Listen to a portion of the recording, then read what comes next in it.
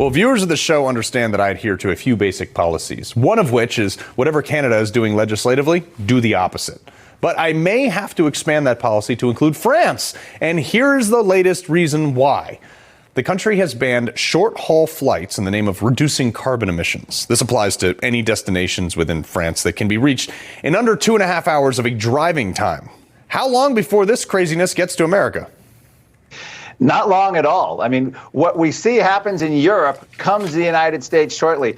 This has been part of a long-planned effort to fulfill the World Economic Forum's vision of, you'll own nothing, be happy. Well, this is, you will go nowhere and be happy.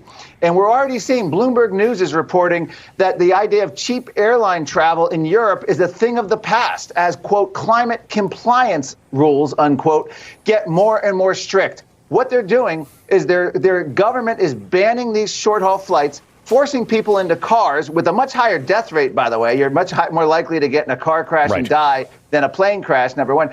But this is the idea of that we're doing this to save the planet. Now, the French government admitted that this isn't even going to impact CO2 emissions. So it's actually completely symbolic in terms of the planet or the environment, but it's actually a major imposition on the French citizens. And it's spreading to Germany, Austria, other countries in Europe, and you can bet Canada is going to jump on this bandwagon. It's a net zero commitment. The BBC has already said, what would a flying free world look like? The fix is in, and it is coming to the United States. Their goal is to make this global and put restrictions. We already see the city of Oxford putting in 15-minute cities, hearkening back to the days of East Germany with travel restrictions. Let me see your papers. You cannot leave your sector. That's what we're dealing with here. This is spreading. And it started in Europe, by the way, going after the food supply, going after high-yield agriculture and animal agriculture. And guess what? John Kerry announced last week that agriculture is now in the climate targets in the United States. So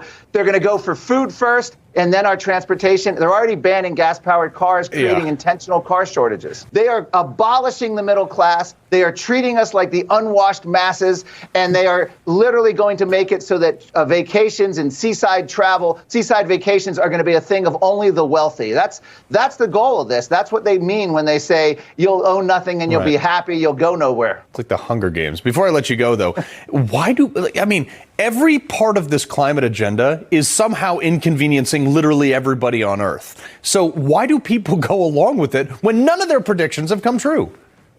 Well, this is almost like a religious fanaticism.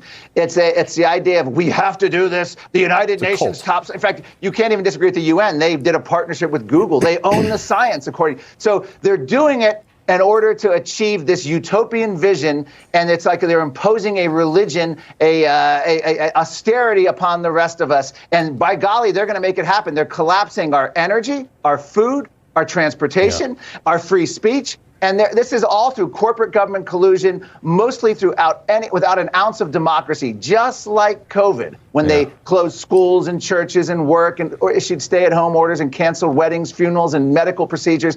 All of that was done without a single vote. It was done because the virus demanded it. Well, now they changed the word virus to the climate demands it.